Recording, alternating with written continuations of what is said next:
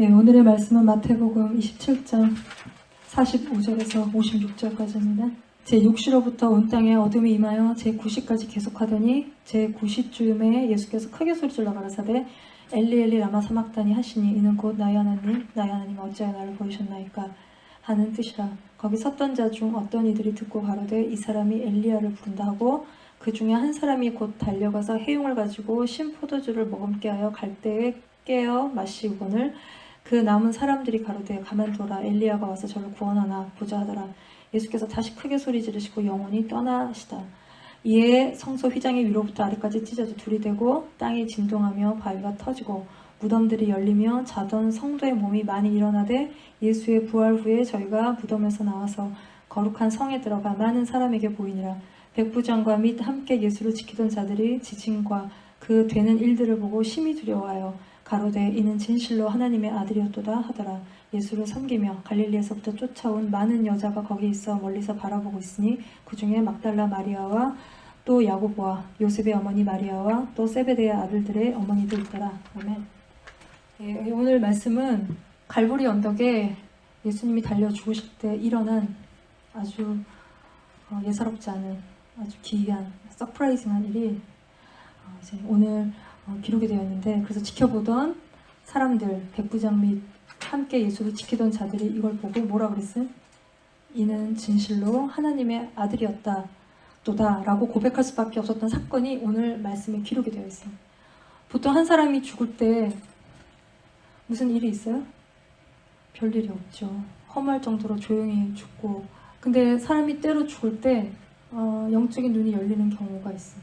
육체 힘이 다 빠지고 세상에 구하는 게 아무것도 없을 때 영적인 눈이 열리는 경우가 있어요. 아버지가 돌아가실 때 죽는 순간을 본 적이 있는데 그때 영적인 눈이 좀 열리셔.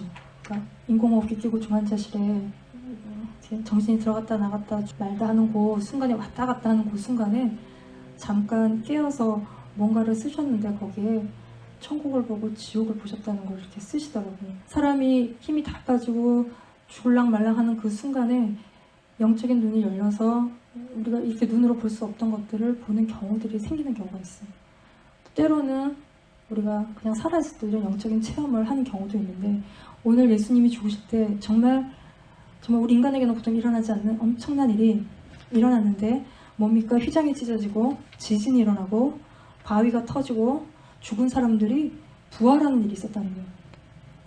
45절을 봅시다. 제6시로부터 지금 시간으로 치면 오후 12시야. 12시 PM 으로부터 온 땅에 어두움, 다크니스가 임해서 제9시, 이거는 3시쯤, 3시 PM까지 계속되더니, 근데 예수님이 십자가에 달리신 시간은 제3시여서 아침 9시야. 그래서 예수님이 아침 9시에 달리셔서 점심 지나서 오후 3시에 돌아가셨으니까 6시간 만에 달리신지 죽으신 거예요. 그런데 9시에 달리셔서 3시간이 지나서 12시부터 오후 3시까지 아주 해가 쨍쨍한, 우리 머리에 해가 바로 위에 떠있는 그 시간에 유대에 3시간 동안 어둠이 쫙 깔렸다는 거예요. 이 땅에 빛으로 오신 예수님께서 죽으시기 3시간 바로 전 아주 깊은 어둠의 권세가, 그 파워 아래 예수님이 아주 무기력하게 매달려 계십니다. 근데 이런 비슷한 사건이 출애굽기 10장에 가면 나와요. 출애굽기 10장에 보면 이스라엘 백성들을 모세를 통해서 빼내오실 때 붙잡고 늘어지는 바로왕이 있었지. 이때 하나님이 10가지 재앙을 내보내시잖아요. 그때 그걸 통해서 자신이 여호와 하나님이신 것을 나타내고 이집트의 신이 아니라 하나님이 정말 신이신 것을 보여주시지. 근데 이때 10개 중에 9번째가 뭐예요? 10개 중에 9번째 재앙이 어둠이에요. 모세가 하늘을 향해서 손을 내밀 때 깊은 어두움. 그래서 너무 깜깜해서 서로의 얼굴을 알아볼 수도 없는 그 깊은 어두움이 3일 동안 이집트 온 땅에, 태양신을 섬기고 있었던 그 이집트의 온 땅에 하나님의 심판이 임한 거예요. 그리고 나서 10번째 재앙이 뭐예요? 이집트에 태어난 모든 첫째, 퍼스트본한 이 모든 생명을 하나님이 다 죽이셔. 그래서 생명의 근원이 누구시라고? 하나님이신 것을 나타내시는 거예요. 그때 어린 양을 잡아서 그 피를 발랐던 이스라엘 백성들은 심판을 피해 그 패스오버한 그 사건을 우리가 기억해. 근데 여호와께서 이 백성을 붙들고 놓아주지 않는 바로 왕의 집안, 그리고 이집트의 모든 사람들, 내 장자, 첫째 아들 다 죽이고 심판하실 때, 이때 애굽에 전무후무한 큰 부르짖음이 있었다고 기록하고 있어. 애를 잃은 엄마들이 울고불고 난리가 나서 큰 애통함, 자식이 죽은 큰 애통함이 그 이집트 땅 온 땅 가운데 있었다는 거야. 이때 여호와 하나님께서 이스라엘을 이집트로부터 또 세상으로부터 죄로부터 이스라엘 백성들을 구원하신 것처럼 하나님이 지금 예수님에게 이보다 더 깊은 어두움, 그리고 그 어둠의 끝에는 자신의 아들을 죽이시는 것으로 우리를 이 어둠의 권세, 마귀, 죄로부터 구원하시는 일이 지금 이 깊은 어둠 가운데 일어나고 있는 거야. 그래서 46절을 보면 제9시, 즉 오후 3시에 깊은 어둠의 끝에 예수님이 크게 소리질러 뭐라고 하시냐 그러면 엘리 엘리, 이건 히브리어고 라마 사막단, 이건 아람어야 라고 하시는데, 이 뜻은 나의 하나님 어찌하여 나를 버리셨나이까 하시는데, 이 부르짖음을 들을 때 우리가 예수 그리스도의 깊은 고통을 우리가 느낄 수가 있어요. 이게 얼마나 고통이 컸냐 하면, 나눠준 걸 읽어봅시다. 시편 22편인데 이게 다윗이 사울에게 막 쫓길 때 쓴 시야. 이걸 보면 다윗이 꼭 죽을 것 같은 이 고통의 시인데, 또한 굉장히 예언적으로 메시아이시고 왕이신 예수께서 겪게 될 고난의 시예요. 시편 22장 14절 15절 같이 읽어봅시다. 시작. I am poured out like water. 예, 나는 물같이 쏟아졌으며 내 모든 뼈는 어그러졌으며 내 마음은 밀랍 같아서 내 속에서 녹았으며 내 힘이 말라 질그릇 조각 같고 내 혀가 입천장에 붙었나이다. 주께서 또 나를 죽음의 진토 속에 두셨나이다. 이 다윗의 시를 통해서 예수님이 육체적으로, 정서적으로, 영적으로 이 고통이 얼마나 컸는지를 우리가 이게 알 수 있는 거예요. 그래서 너네 인생에 되게 어두운 시절, 너무 힘들어서 꼭 죽을 것 같은 날, 우리 입에서 나오는 그때 그 말은 하나님이 나를 버리셨나 보다, 이런 말들이 우리 입에서 나올 때, 그때 하나님이 다윗이 사울에게 쫓기는 시간들을 통해서, 그 연단의 시간을 통해서 왕으로 세우신 것처럼 우리를 트레이닝 하실 때, 연단하실 때, 그거는 땀이 좀 뻘뻘 나는 정도가 아니야. 응? 꼭 정말로 죽을 것 같은 그 시간들을 통해서 정말 우리가 죽어지는 그런 연단을 하나님 우리에게 하시는 시간들이 있는 거야. 근데 예수님이 신포도주를 마시고 크게 소리 지르시고 영혼이 떠나시고 죽으시는데, 이거에 대해서, 이 말씀에 대해서 요한이 예수님이 하신 기록 2개를 더 기록하고 있는데, 요한복음 19장 28절에서 30절을 같이 한번 더 읽어봅시다. After this, Jesus knowing all things were now 그 후에 예수께서 모든 일이 이미 다 이루어진 줄 아시고 성경을 응하게 하려 하사 이르시되 내가 목마르다 하시니, 예수님이 목마른 상태야. 생수를 주시는 예수님께서 지금 너무 많은 피를 흘리셔서 정말 너무 목이 마른 상태야. 고통 가운데 계시는데, 이건 또한 구약의 예수님에 대한 예언된 모든 말씀을 목마르다 말씀하신 거 다 이루시는 거야. 그래서 신포도주를 받아 마시지. 시편 69편 21절에 목마를 때에 초를 마시게 하였사오니라는 그 말씀 그대로를 예수님이 행하시고 말씀하신 건데, 이 30절에 예수께서 신포도주를 받아 마신 후에 한마디 하시는데, 마지막 말씀이 뭐냐 하면 다 이루었다, It's finished 하고 머리를 숙이니 영혼이 떠나가신 거야. 예수님이 요한복음 17장 4절에 아버지께서 내게 하라고 주신 일을 내가 이루어 아버지를 이 세상에서 영화롭게 하였사오니 라고 기도한 것처럼, 예수님은 부르심에 합당한 인생, 부르심, 그 콜링에 충성을 다하는 인생을 예수님은 사신 거야. 우리가 먹고 자고 어쩔 수 없이 사는 그런 미닝레스한 인생이 아니라 자신을 향한 하나님의 뜻을 온전히 이루시는 인생, 그게 우리의 라이프도 다 세임한 것 같은 거예요. 그래서 나를 향한 계획, 뜻 깨닫고 힘들어도 너희가 그 라이프를 살 때 성령님이 너희와 함께 하시고 성령님의 기름 부으심이 어노인팅이 너희들 가운데 이제 오는 거예요. 그래서 이 예수님의 영혼이 떠나가실 때 51절에 이에 성소 휘장이 위로부터 아래까지 찢어져 둘이 되는, 예수님이 죽으실 때 일어난 굉장히 중요한 일인데, 이 성소 휘장, The Veil of the Temple, 이거는 이 휘장, 이 베일이 뭐냐 하면은 여호와 하나님이 이스라엘 백성들을 이집트에서 끌어내시고 시내산 마운틴 시나이에서 이스라엘 백성들과 커버넌트, 언약을 맺으셔. 너는 내 백성이고 나는 너의 하나님인 이 커버넌트를 맺으시고 율법을 주시고 성막 터버너클을 지으라고 해, 모세에게. 그치? 그때 그 성막이, 그 터버너클에 하나님이 거하시겠다는 거야. 여기에 하나님이 임재하시겠다는 거야. 여기에 가스 프레젠스가 있는 거야. 그래서 하나님을 만날 수 있는 곳인데, 이걸 어떻게 만들어야 되는지 하나님이 다 가르쳐 주셨는데, 이 성막에 보면 바깥들이 있고 안들이 있고, 요 안뜰에 성소와 지성소, 성소 더 모스트 홀리와 지성소, 더 홀리 플레이스가 있는데 요 둘 사이에 휘장, 더 베일이 가려 있고 지성소와 이 성소를 구별하고 있는 거예요. 그리고 이 지성소, 더 홀리 플레이스 안에 하나님의 법궤, 더 아크가 있고 여기는 아무도 들어갈 수 없고 휘장으로 가려놨는데 제사장들, 프리스트들은 그 성소 쪽에서 일을 하고 1년에 딱 한 번 대제사장들만, 하이 프리스트만 이 휘장을 열고 들어가서 이 하나님이 계신 지성소, 더 홀리 플레이스에서 염소를 잡고 수송아지를 잡아서 가지고 온 피를 뿌리고 밖에서 제사를 드리는 것으로 죄를 용서받았는데 이거는 일정 기간 템포럴리하게 하나님의 진노를 피한 거지 영원히 죄가 없어진 건 아니라는 거예요. 그래서 동물의 피를 뿌리는, 잡아서 피를 뿌리는 희생의 제사였지만 일시적으로 죄를 가려진 거지 이 죄가 영원히 없어진 게 아니라는 거예요. 이거에 대해서 히브리서 8장, 9장, 10장 이거에 대해서 너무너무 잘 설명하고 있는데 히브리서 9장 19절에서 22절, 10장 1절에서 4절까지 같이 한번 읽어봅시다. 모세가 율법대로 모든 계명을 온 백성에게 말한 후에 송아지와 염소의 피 및 물과 붉은 양털과 우슬초를 취하여 그 두루마리와 온 백성에게 뿌리며 이르되 이는 하나님이 너에게 명하신 언약의 피라 하고 이와 같이 피를 장막과 섬기는 일에 쓰는 모든 그릇에 뿌렸느니라.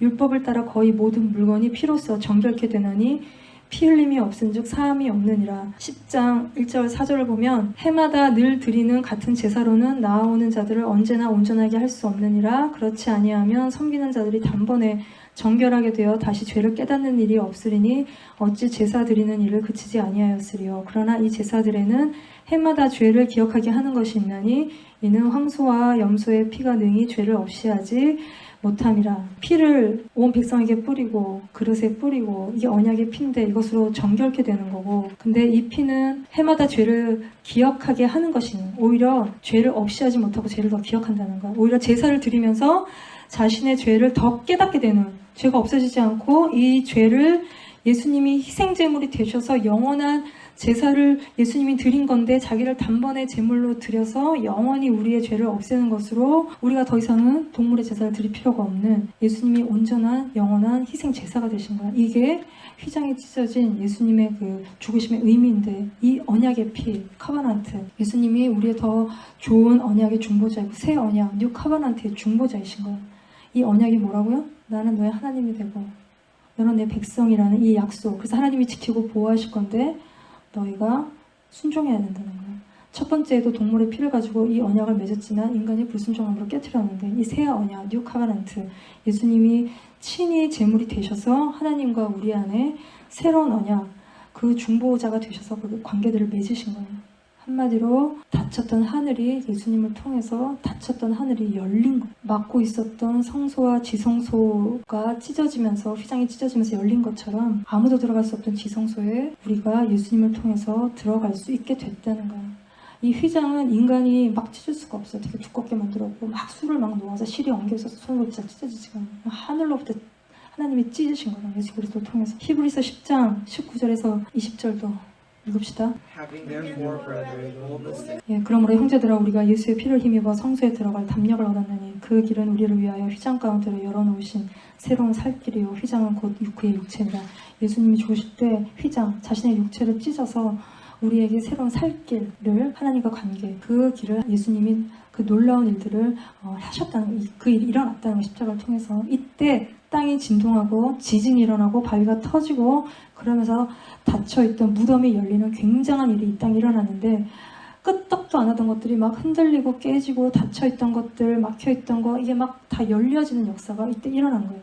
예수께서 자신의 육체를 찢어서 하나님께로 갈 수 있는 길을 열어놓으신 그 사실을 우리가 깨닫는다면 우리 안에, 우리 인사이드에도 지진이 일어나고 세상이 주는 썩은 생각들이 깨어져 나가고 죽은 시체처럼 풍기는 썩은 냄새들이, 그런 우리의 영혼에 풍겨나는 것들이 깨어나는 일이 반드시 일어날 수밖에 없다는 거예요. 계속 잠자고 있을 수 없다는 거예요. 이때 52절에 무덤이 열리고 자던 성도의 몸이 많이 일어나되 이 The Saints, 자고 있었던 죽었던 Saints들이 깨어서 3일 동안 있다가 예수님이 부활하신 이후에 예루살렘에 들어가서 부활한 몸으로 많은 사람들에게 보이기까지 했다고 기록하고 있는데, 죽은 자들의 부활, 이 레저렉션이 있었다는 건데 예수께서 죽으시는 것을 통해서 죽음의 세력을 잡은 자, 마귀를 멸하시고 부활하실 때 또한 죽었던 사람들의 부활도 이때 동시에서 생명의 역사가 이때 있었다는 거예요. 그래서 이 지금 부활한 이 세인트들은 예수님 이전 시대에 죽은 유대인들, 선지자들, 예수님을 보지 못했던 하나님을 경외했던 그 사람들, 그래서 죽어서 아브라함의 품으로 갔던 그 세인트들, 예수님의 죽음과 부활, 복음, 메시지를 기다렸는데 보지 못했던 사람들의 부활이 예수님이 죽으시는 순간에, 그래서 깨어났다가 3일 기다렸다 예수님 부활하시고 부활하는 역사가 이때 있었다고 성경은 마태복음만 기록하고 있어요. 이거는 에스겔 37장 12, 13절 다 같이 한번 읽어봅시다. 그러므로 너는 대언하여 그들에게 이르기를 주 여호와께서 이같이 말씀하시기를 내 백성들아 내가 너희 무덤을 열고 너희로 거기에서 나오게 하고 이스라엘 땅으로 들어가게 하리라. 내 백성들아 내가 너희 무덤을 열고 너희로 거기에서 나오게 한즉 너희로 내가 여호와인 줄 알리라 라고 예언된 것처럼 죽고 부활하는 사건을 통해서 이 갈보리의 이 모든 것들을 지켜보던 사람들의 입에서 이는 진실로 하나님의 아들이었다라는 고백이 흘러나오는 정말 내가 여호와 하나님인 사건이 오늘 이 시간에 일어나고 있는 거예요. 그래서 예수님이 죽고 부활하시고 세인트들이 부활하고 또 장차 마지막 때는 우리 몸에 부활이 있을 텐데 나사로가 죽었을 때 예수님께서 오셔서 네 오라비가 살아나리라 그랬더니 마르다가 뭐라 그래요? 마지막 부활 때는 살아날 줄 믿는데 지금 무슨 말씀이냐고 하는 얘기를 하지. 근데 그때 유대인들은 부활 사상을 믿고 있어. 사람이 죽으면 마지막에 부활할 것에 대해서 믿고 있어. 그래서 마지막 때 새로운 부활의 몸, 지금 너희의 몸과는 완전히 다른 나사로가 죽었다가 살아나는 그런 몸의 부활이 아니라 그거는 이제 원래대로 돌아온 거지 죽었다가 그게 아니라 존재가 완전히 새로워진 특별한 본질적으로 다른 그런 새로운 몸으로 우리가 마지막 때 장차 부활할 거라고 성경은 말씀하고 있어요. 그래서 예수님이 그거를 부활의 첫 열매로 보여주시는 거고 장차 올 우리 몸의 부활의 모습을 보여주는 거예요. 예수님을 통해서. 그래서 이 부활은 봅시다. 고린도전서 15장 42절에서 44절을 읽어봅시다. 예, 죽은 자의 부활도 그와 같으니 썩을 것으로 심고 썩지 아니할 것으로 다시 살아나며 욕된 것으로 심고 영광스러운 것으로 다시 살아나며 약한 것으로 심고 강한 것으로 다시 살아나며 육의 몸으로 심고 신령한 몸으로 다시 살아나니 육의 몸이 있은즉 또 영의 몸도 있느니라.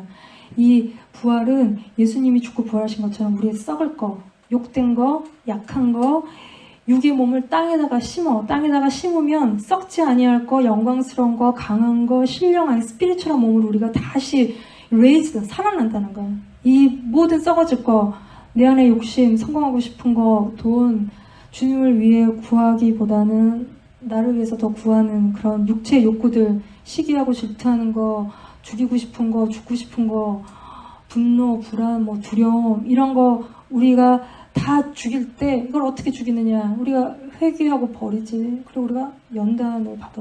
그걸 통해서 우리가 이것들이 다 죽어질 때 세상 사람들이 눈에 불을 켜고 구하는 그런 것들에 대해서 내가 완전히 자유해주고 죽어질 때 그때 그것으로 심으면 그렇게 죽이고 심으면 다시 살아난다는 거예요. 다른 것으로, 영광스러운 것으로, 강한 것으로, 썩지 않을 것으로 다시 살아난다는 거예요. 완전한 부활을 경험하게 된다는 거예요. 그래서 하늘에 속한 이의 형상, 하나님의 형상을 우리가 입게 된다는 거예요. 이러면 강한 자가, 약한 자가 아니라 맨날 엎어지고 자빠지는 약한 자가 아니라 그래서 사단이 건드리지 우리가 약한 데가 있으니까 자꾸 사단이 우리를 괴롭히는 건데 그러지 않는 강한 자가 된다는 거예요. 그래서 바울이 고백한 것처럼 내가 날마다 죽노라. 우리가 날마다 죽을 때 마지막 날 예수님이 다시 오실 때 나팔소리와 함께 오실 때 우리가 정말 썩지 않을 것을 다시 살아나고 변화되는 우리가 될 줄 믿습니다. 네, 아멘. 우리 같이 기도합시다. 예수께서 자신의 육체를 찢어 새로운 길을 열어놓으셔서 우리가 하나님 아버지께 나아갈 수 있게 된 것, 그렇게 하신 것을 우리가 깨닫고 우리 안에 막힌 거, 닫힌 거, 묶여있는 거 이 시간에 다 끊어지도록 정말 예수님이 죽으시고 부활하시는 그 순간에 죽은 자도 살아난 것처럼 우리 안에 묶인 것들, 우리 안에 자고 있는 것들, 우리 안에 썩어 있는 것들이 깨어지고 열리고 무덤이 열리는 역사가 우리 안에 일어나도록 우리가 이 시간 같이 기도합시다.